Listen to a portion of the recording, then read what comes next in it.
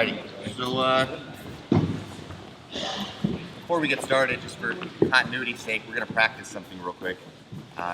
So if I say get your partner after like showing a technique, I just want you guys to clap, okay? I'm not a big fan of clapping, but like half people are, half people aren't. It just sounds weird if you don't all do it. So we'll just try it one time, see if we can kind of get the timing down. Oh, that's close. That's about 8 seconds too early, but it's fine. All right, so get your partner. All right, good. So we're gonna go over back control today. So if any of you guys have grappled with me at the past few camps, you guys probably know I'm really big on just like positionally controlling people. I think a lot of it comes from, I didn't start jiu-jitsu just for sport jiu-jitsu. I actually started jiu-jitsu to fight MMA. So I'm always looking to free up my hands to hit you or choke you or armbar you. So a lot of my control comes from trying to climb up people and use my legs to free my hands, and then my hands to free my hips to climb up you more, and then slowly start to isolate something and either be able to hit you or submit you. And then off of that, a big part of my grappling style comes from being kind of indifferent to the outcome. So if I can take your back and choke you, that's fine. If instead you want to give me full mount, that's also fine. I don't care, you pick. If you want to give me an armbar, that's fine too.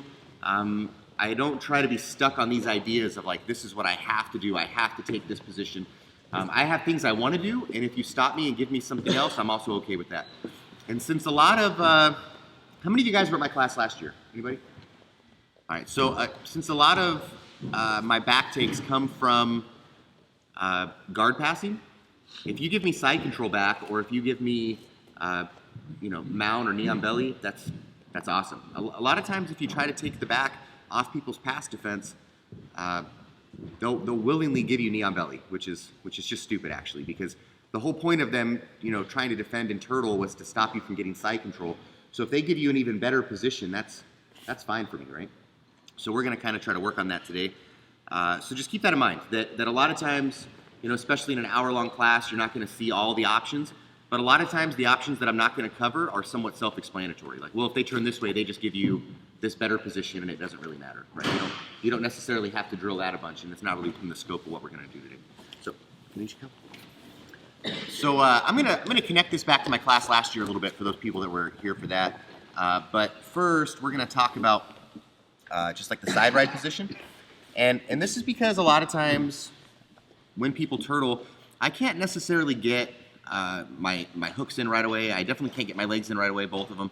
And I kind of don't want to. When I control the body, a lot of times at first, I want to bisect the spine. So instead of being all on one side or all on the other, like a lot of people will sometimes be, I want to control one leg and the far shoulder, right? And in doing so, I'm controlling diagonal across your whole body, and I can control everything else. I was actually talking with Tom about that yesterday. So that's kind of my idea. I want to control your entire body, so in doing so, there's a few points of control I need to have. So if I want to control your left hip, if I can control above your left knee, then I can control that hip because I've controlled closer than one joint to that position, and so now I have control. So if I want to control your shoulder, if I can control your arm above the elbow, then I control your shoulder. This is like the idea of the Kimura trap position and a whole bunch of other stuff, right? If I can control your elbow movement, I control your shoulder movement. And so we're going to use that to kind of control our partner here, even when they're in really good turtle position. Oh yeah, one more concept that I'm a big believer in, and I'll talk about this during my competition and training mindset class, is I believe in like teaching concepts, not just positions. So part of it is that in this position, or all positions, one of my major concepts is I want to open up some space, and then I choose how to fill it, right? So, and it doesn't really matter if I open it or you open it. So if I can get you to move, I can attack that. So that's always what I'm trying to get my partner to do. It's just move something a little bit, and then I choose what goes back into that space. If your arms are here and it moves out a little bit, if I don't want it to come back to here, it doesn't come back to here. That's my goal, all right? So if my partner's turtled up, right, so I have a little bit of a problem. So I can't necessarily attack anything here. If I do, he might be able to reverse me, fat man roll me, something. So the first thing I'm going to do is attempt to control the hip, right? So we talked about I want to control just below the joint. I don't know which way I'm going to go yet, on which side. So for me, what I do is I try to think, I'm not obviously going to do this in a match, just stand up and look at him. This would be a little ridiculous, but this is like generally what I want to be able to think about though. If I could look from his hip to his shoulder, then my body is starting to bisect his body positionally. And so then I just want to squat down and squeeze his hips as hard as I can here, okay? In doing so, my knee is already in position to start controlling his hip, and my outside knee is already in position to start controlling the other side of his hip, right? So I have his left hip, in this case, pinned on both the left and right side, and then I'm gonna start to cover his hips. This is kind of nice because now if my partner just moves around a little bit, I'm not really stuck on it, right? I can choose to do whatever I want. If I wanna just sit here and start to throw my hooks in, I can, if he opens up that space. If I wanna ride around on top and he wants to turn and give me mount, then I can. So it's a little bit different than if I'm here and my partner starts to turn, he creates a bunch of space between him and I, and now I can't necessarily fill this space. So what I want you guys to do first, real quick, is you're just gonna stand here and I'm gonna squeeze his hips and I'm just gonna sit here on him a little bit. So my feet are gonna be on the mat, allowing me to move. And even if he tries to, turn to his right shoulder here, I can just switch sides. And in doing so, it's really hard. Actually, just keep rolling. This is easy, right? If I can pass to a leg drag position right away in side control, that's easy money for me. So even him trying to Granby and regard and turtle and turn, it just gives you the pass immediately, right? Because I'm able to float his hips a little bit. So here in a second, you're just gonna get your partner. I'm gonna walk up, I'm gonna pinch. My hands are just gonna go to his shoulder, maybe his hip here, almost like a seat belt, but I'm not getting really deep just yet. And just have your partner lightly move around and just follow him, and just feel how easy it is to kind of even switch sides, right? And I'm in the exact same position. And this will completely shut down, even if I end up in a deep, hold my arm real quick, like a fat man roll position, I just switch sides. And now that I've switched sides, we'll be set up to even for the next class when Eric goes over spiral rides and stuff. This will set us up perfect into other turtle attacks. It's actually bad for your partner to grab your arm from here. All right, get your partner.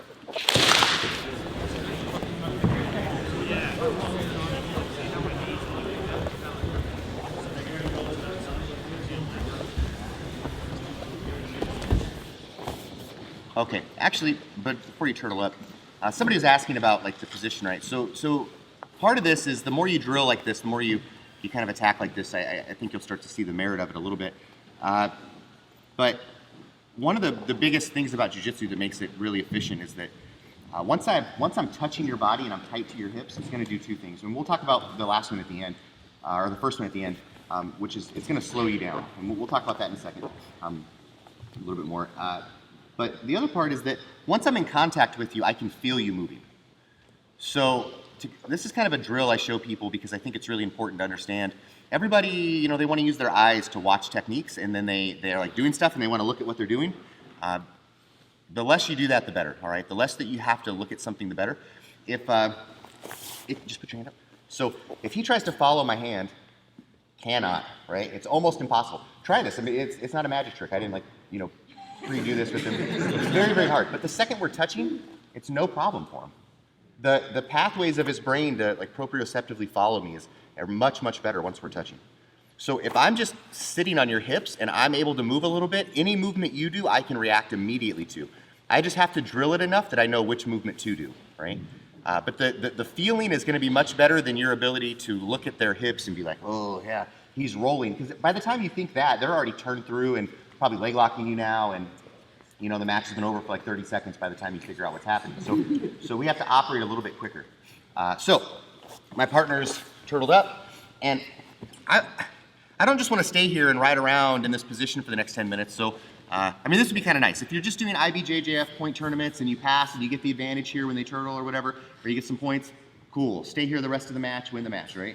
But I don't like to win that way. So when I'm here, I'm looking.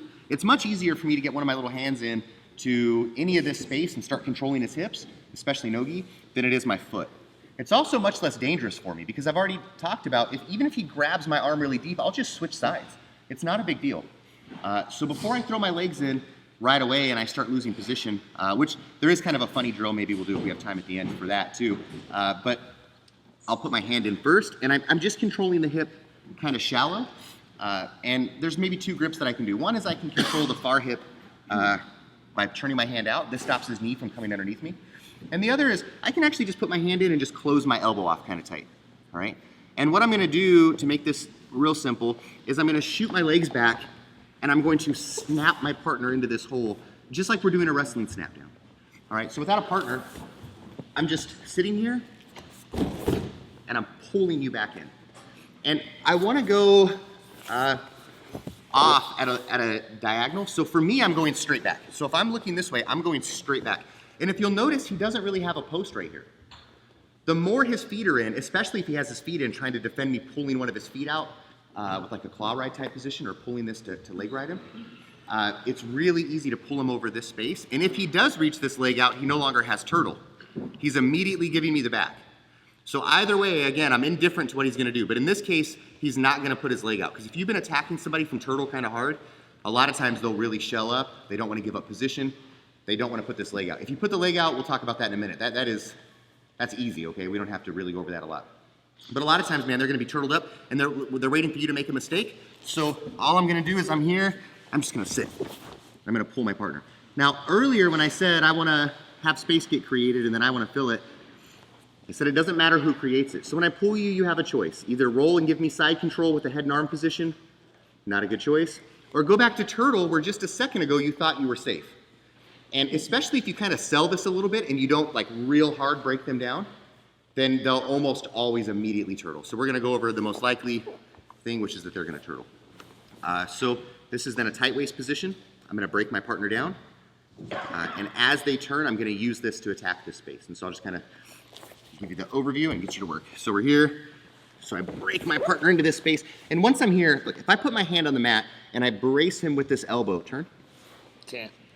Right. He can't bring this hip down to fill this space, and he can't bring his arm or his hip over my arm because my body's in this space. So what he has to try to do is straighten out his bottom leg and try to turn his hips through this hole, but it's very hard. And I could take the next 10 minutes to throw this hook in if I want to. It's almost impossible to turn from here. And now that I have this hook in, I can throw it as deep as I want into like a twister hook. We'll talk about that in a minute. But for right now, I just want to open his hips up. And so my knee is going to be outside of his knee. You guys can see on this side too, my foot's not really deep right now. And I'm using this to open his hips up to this side. So I'm just flaring my hip out a little bit, and now I can get my seatbelt. And this is kind of an uncomfortable position to sit in, all right? So that's the first work.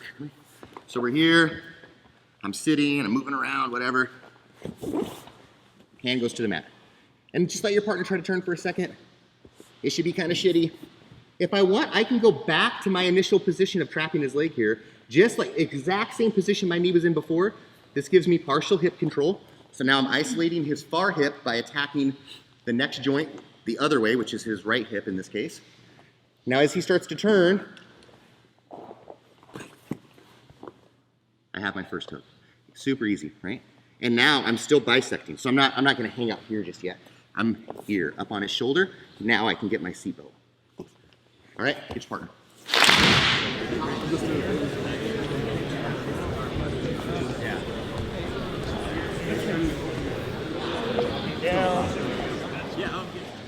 Okay, so, oh yeah, something that I probably should have mentioned. If I break you down diagonally, to like diagonally across your spine, it's really hard for you to put your hands out, but some people are pretty athletic and they will turn a lot and be able to get their hands out. Just as an idea though, just like I said, if you put your leg out, I'll throw my hook in. If I start to break you down this way and you put this hand out, I will immediately throw this hook in. And man, if you thought back control was gonna be bad, that is a mistake. And I would also hesitate to do that just from a safety perspective, because when people jump on that arm with your arm out, your elbow's facing the wrong way, right? And if you're not kind of careful, people are gonna jump on your arm and hurt you. So, and then earlier, we talked about MMA. If you get put in a crucifix in MMA, that's probably the end of the fight. You almost never see people salvage that and then, come back and win the round, much less the fight, right? So it's really difficult. So I'm gonna do a little bit of a drill now. I'm gonna do it on the other side just so people that do it on the other side can kind of see it. I generally try to stay on one side all the time for continuity, but some of you guys don't practice on the same side that I do, so I'm gonna do it off his other side. But I just wanna kind of discuss bisecting the body for a second. And connect this a little bit to some of the back-taking ideas we talked about last year if you were here for that, but even if you weren't, it'll still make sense, I think. This is an important idea. If I don't have any hooks in and my partner rolls, it is a lot different than if I have one hook in. All right, so if I have no hooks in, my partner can Granby and try to regard, they can turn away from me, they can do a bunch of stuff, and then I just gotta kind of float it out and see, and it's a little bit more dynamic. Once I have a hook in, there's only one option, and that's you give me your back. Every time you roll, you give me your back, that's it. And once I have a single hook in, the Granby and the rolling, all of that stuff should be gone. And so I'll kind of explain that. If we're here, right, and I break my partner over and he starts to turtle, blah, right, I get my hook in, and I'm getting here. My partner has two options to roll. He could roll over his right shoulder. Just as a side note, if he rolls over his right shoulder, we're going to talk about what happens if they do this. This is self-explanatory, yeah? You just gave your back up. Okay, cool, buddy.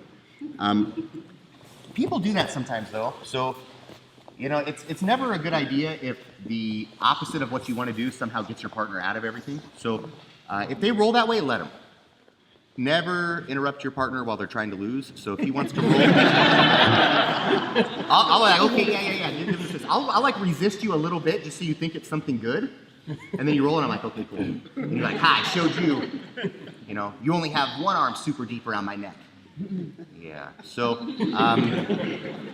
people say stuff like that to me all the time. So instead, I'm more worried if he turns into me and tries to re-guard on the leg I have hooked.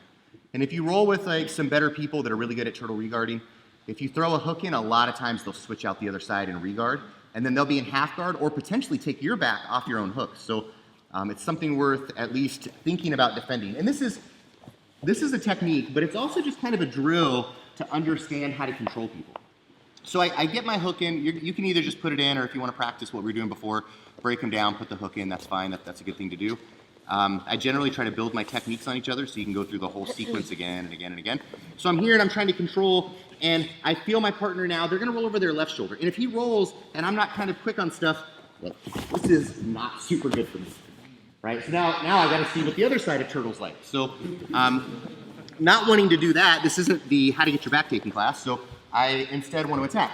So I get my hook in, and we're here, I'm controlling, and then my partner starts to roll, and as they do, I just pitch through. Right?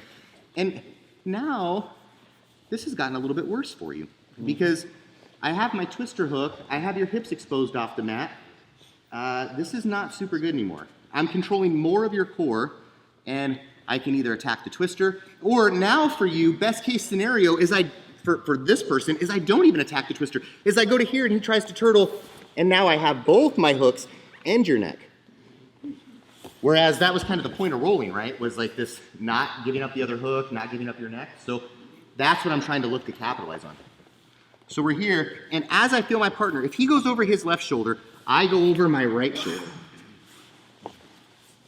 And it's always going to pull me through to this. It seems a little counterintuitive, but it's very, very easy to do. Just slow it down a little bit like we just did, and if he rolls over his left shoulder, I roll over my right shoulder, and I'm just reaching over the hip like a regular twister roll. And then now, even if I'm not like super fast about controlling the hips, if my partner's like, oh, I'm going to turtle. If I just keep this hook, this slows you down, right? I have your knee controlled, I have your foot controlled, so your hip can't turn. So turtle. Can't. So then I can choose to come up and start taking the back if I want. This hook is kind of shallow, so I don't need that. And we're going to talk about that next. It's just half back control. But this gives me access to the whole back again, right? Off of this roll. I have you broken down on your side where I want, so I can start coming up and attacking the back without your ability to scrape me off. All right? Get your partner.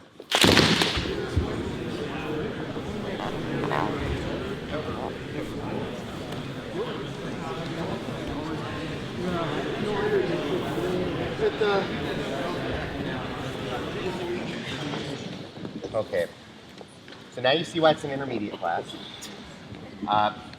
But as easy as that looks when I do it, it is that easy, right? It's really, this is a very easy thing to do.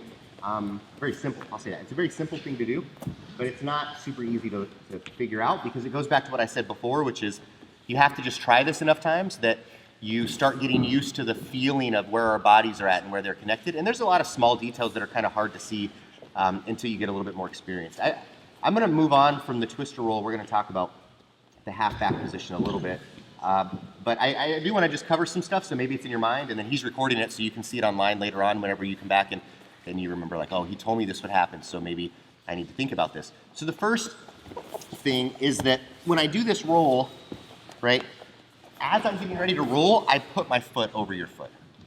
This locks us in, but this hook, the twister hook is always, for me, the twister hook is always going to be the one that I would use as a hook on your back anyway. If I reverse my feet, I'm going to lose back control on you Almost 100% of the time. If you're worth rolling with, I'm going to lose back control with you, right? So anybody else, they're just like laying there waiting to die, because you can just walk right out of somebody that has their legs the other way. So be really careful doing that. You're going to lose back control a lot. And also, what if they don't roll, right? So if I have my feet crossed all weird and they don't roll, then I'm losing back control. If I just stay here, I still have one of my hooks in. It doesn't matter what you do or don't do. So there's not like I do something different just because you're going to roll. I'm in the same place.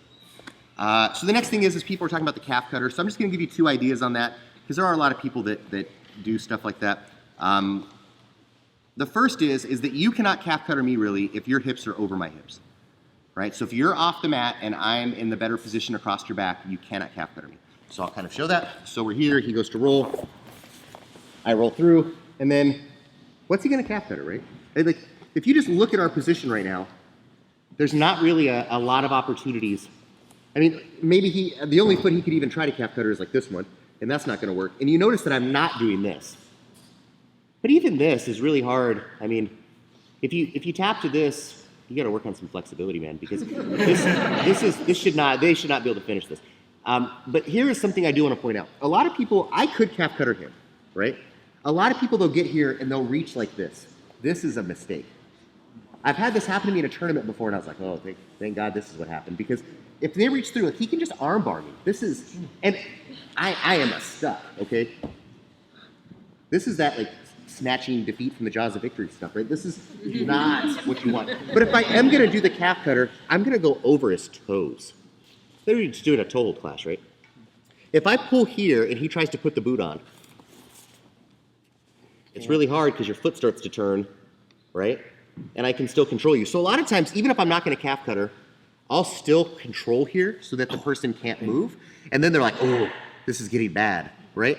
And now they're like, okay, please God, throw the other hook in on the back. Or this becomes really easy to start fighting because they're really worried about this. And then I start to climb them, or I start to climb. And now I have my attacks on their upper body. And something to consider, I heard you guys, I'm not a big fan of talking about tournament rule sets and training to them. But even if you're at the belts where you can't twister people, you can still use it to take the back. And even if you can't toe hold people, you don't have to finish it, right? You can just start to play with it, and then they're like, oh no. And then you attack something else, and then you didn't toe hold them, right? Holding your foot is not a toe hold. So that's, otherwise I would win every tournament by just coming out, right? And then they go to pass my guard, and I'm like, ah! So you can still get to some of those positions, and it will instigate the same response. So you don't have to like hang on their calf for 10 minutes to get something out of them. Anyway, so half back. And this kind of gets to the root of back control, which is come here and just sit here in my lap. So if a lot of times, people will say, okay, well, I gotta be here. And I do want to make one thing clear too. A lot of the back control defense you'll see kind of forgets the fact that if we were in a real life fight, I'd probably also be punching you in the face. So it's worth considering at least that if I can control your back, even if I can't necessarily submit you right away, that if this was a real life fight, what tools does he have to hurt me with? Almost none, right? If I have like a lot of space, maybe he could back elbow me. But I have all sorts of tools. And you might say, well, maybe he could eye gouge you or something. Well, I could do that to him too. So and we're not even on the eye gouging front here. So that might not be a battle you really want to start. But if I'm on the back, I'm controlling, all right? And a lot of the defenses you're going to do to remove me from the back will give me other positions like mount or submissions off of those transitions. But to me, this is a little bit of a problem. If I don't know which way he's going to go, what this does is this stops his hips from turning out to either side. And so if we fall to one side, even if we fall to the side I want to fall on, especially no good, all he has to do is clear this top leg, and now I can't control him turning. This is really difficult.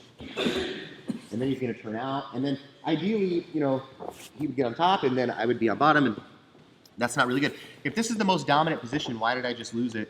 Because he fell to his side and just shrimped out. So the first thing we're going to work is kind of a simple re-guard from here. It's pretty common, or a re-back take from here, rather. It's pretty common. And then we'll work kind of another idea that might prevent you from ever having to do this, which is, so I do have both my hooks in, which I don't really like to do very much. I get my grip, and we fall. It doesn't really matter which side we fall to, but he's going to fall to his right side, and in this case, I'm actually going to have my underarm on that side, all right? just because this is a little more dangerous. In the gi or no gi, if he falls to this side, this is kind of a little bit of a problem, more of a problem because I can't finish the choke if he turns out. If I'm in the gi and I have it here and he turns to that side, as he tries to come out, I still have my choke, right? So just for the sake of this working kind of in both, in the no gi it doesn't matter as much, but in the gi it would. So we're here, he falls to that side, and he's trapped this, and he starts to shrimp over this leg. So what I'm gonna do is I'm just gonna pull him open with my far hook. Control the shoulder and re-walk. Now I can fall back to the side I want to fall onto. Okay? So this is like an early defense. If you wait too long, you're going to lose this, but we're here, he falls to his side, I have loose back control. Try to get your head to the mat before he does. That'd be important. And then hook. I'm going to open his knee up and pull his shoulder to me. And as I do, I'm opening this gate with my far hip and stepping back over. Now I have my attacks again. I have my arm bars. I have some other attacks too that we'll talk about. Maybe to open that if you want to see some other options. But here, right? So all I'm doing as he shrimps out is I'm using this hook to pull his hips open. And back on top of me.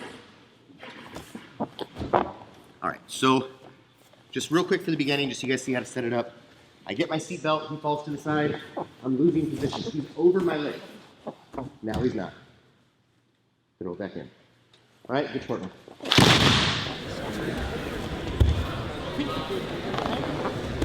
Yeah.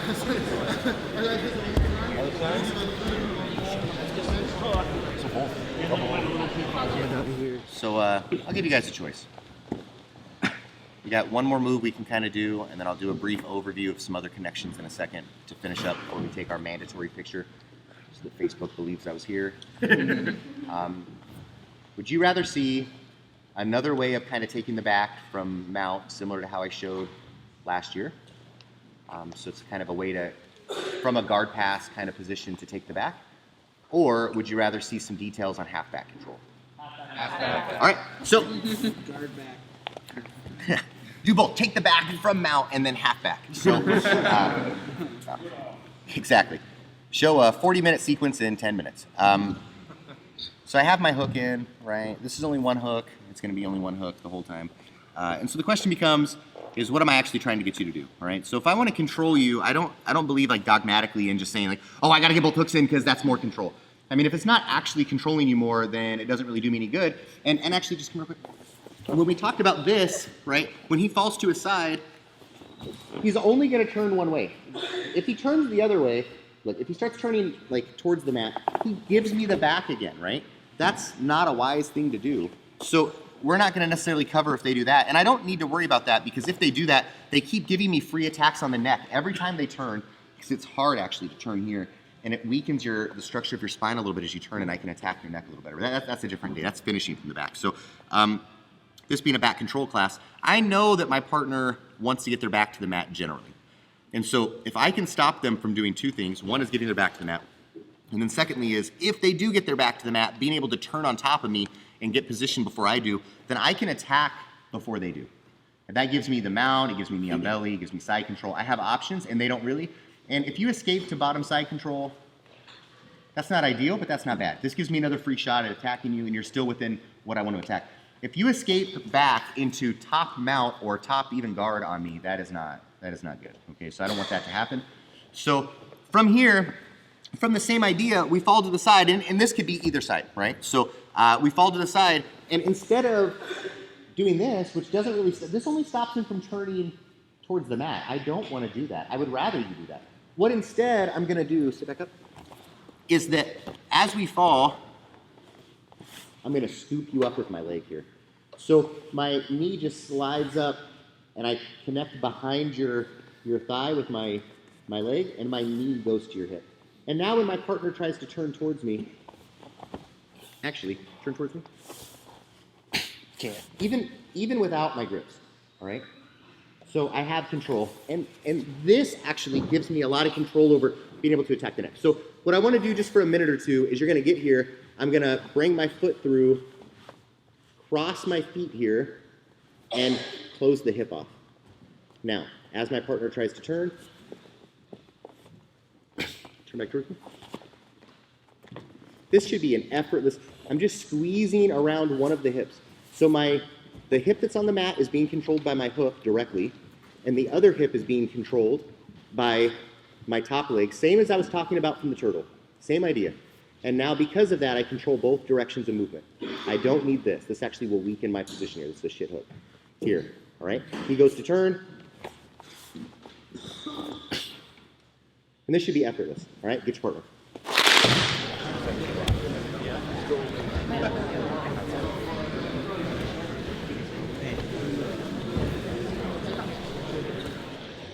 Okay, so just to finish up, I'm just going to show you some stuff. Like I said, it'll be on video. You guys can think back on it and kind of add it to your game if you want.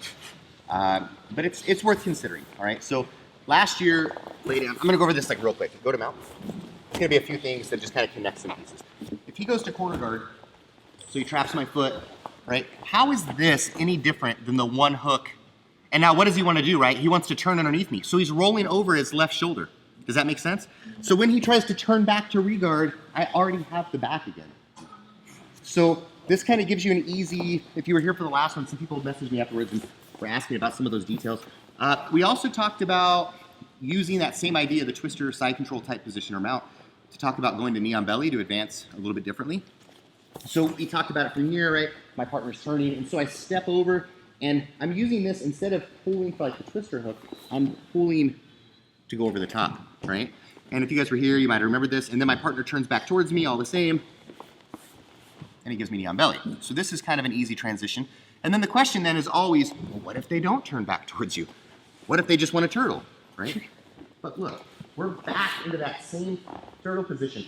This is exactly what we were, but now I'm able to block his hip a little bit more. Now I can start attacking the back direction. But I'm back into that floating back take position, where I'm not sitting inside right, I'm sitting on his hips. And this kind of, turn up a bit. This is kind of an important concept because if you look, if I go here, and we talked about my partner can kind of turn either way they want. If in this case he rolls over his left shoulder, right, as he rolls, cool. Even if you're really dynamic, I'll just follow you to knee on belly. This is cool for me, right? And then what's the defense to knee on belly for a lot of people? They turtle, right? So it's like, so they get here right and they're like, I'm gonna turtle, right? And then I just follow them. I'm like, oh man, I feel like I've been here before, right? And then even so, he rolls over his left shoulder this time because I'm on the other side. We'll try this.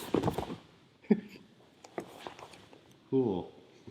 So as long as I just stay on that floating position, which way you turn, I'm indifferent to, right? You give me the hook, you don't give me the hook, you roll, you don't roll. Cool. I'm just going to keep climbing up you until I can get something. So that's kind of the idea. And then lastly, on that half back control position, I don't have to stay there, right? I can put the other hook in if I need. I can start attacking some other stuff. That is solely to isolate your hips so that you can't turn for a second, because I think this is generally true. The most dangerous time during any transition is the first like 1 or 2 seconds, when the person's able to see a hole you've created, or they're able to, you know, use their athleticism to get out of something before it's like really tight. If you let people stabilize, that's it. So my goal is always to stabilize at the smallest intervals I can, and then just walk up you. And if you grapple with me, you'll see that's what I do. I don't try to use a lot of energy. I just try to climb you, climb you, climb you. And then when I do that fast, I don't give up the space, right? So when I try to then do it quickly in tournaments, I can climb up people very quickly and get to those positions. So whenever you're grappling, maybe at open mats, just think about that a little bit, right? The quicker you try to move, the more space you create. And we just talked about that. If space is created, I always want to be the one to fill it. But the more space I create, the harder it is for me to control that. So a lot of times I'll throw in one hook, climb up your body a little bit, twist your half back, climb up your body a little bit. You know, you're struggling. I see the position. I throw the other hook in. And so last idea is kind of this. And this is really awful, so maybe save this for back home. That's great. Anytime I'm here, a lot of times, you know, I have this like half back position. I can lift your knee and start to turn you. And almost always when the person, I'll be high like this, right? And I'll have my elbow on the mat, and the person will try to turn into me, and they can't, and then they'll start trying to head and arm choke them, and they're like, oh, this sucks. I'm gonna turn the other way. So he turns the other way, and once we get to here, I'm gonna put my toes on the mat here and just sink a little bit. I call this the banana. This is gonna be the rest of your life if you end up here, okay? Like, I'm never gonna leave this position, and then I'm just gonna start, you know, fighting for the neck and stuff. But this is not good. This is the opposite. If you talk about, you know, being in your jiu-jitsu box here, That is as far the other way as you can go. All right, so a lot of times when I talk about control, people are like, well, I'll just turn the other way. Good. One time, right? And then after that, you'll have PTSD about ever turning that way again. And that's kind of what you want. So when I didn't cover what happens if they just keep bellying out, that's why. Because as they do, even from that halfback position, I'm just going to throw that hook in, and then I'm going to hip in. And now I'm going to have all the food I've eaten assisting me in flattening you out. All right? And so I have gravity. This isn't where you want to be. So anytime we're training like that, just consider that if you want to control the space in the back take, that's why I talked about scraping you off on the mat, that you're controlling the space by putting something that I can't enter, right? So if you can put your back on the mat, it's really hard for me to take that back away. You're using a physical barrier to me being able to advance my position. And so that's mostly what we talked about stopping today. If they want to go the other way, that's fine. Let them banana them. Cool. Hang out for a little while. And then lastly is this. And then we'll take our picture. Turtle up. So if I'm here, sometimes, especially in tournaments, you have time limits. You got to do some stuff, right? And you're here and you're like trying to get some stuff and the guy's not really being proactive. So I'll just sit on people. This is one, humiliating, and two, I can start putting my hooks in now. But if you ever do this in practice, it's kind of funny, but you can kind of sit here and then if my partner chooses to roll, right, as he rolls, go back real quick. If I get to here and as he's rolling through, I just put my feet out and then the opposite leg goes over. Right? So it's a little bit of a timing thing, but if you get used to doing it, you can feel which way they're going to roll immediately. I don't have my hooks in, and I just switch the other hip over. And this kind of looks really cool. It's easy. It's like the easiest thing in the world to do. But anytime they roll, just put the other opposite leg across the body, side control immediately, right? And when you get there, I start doing like weird stuff, and then people get offended, and then they roll every time, and then, nobody's ever just going to stay there for the next 4 minutes in a tournament on flow grappling, getting broadcasted to everybody in the jiu-jitsu community. They're going to do something. But that being said, be careful, because now they are going to do something. All right, it's going to be 100% whatever they do. All right, thank you.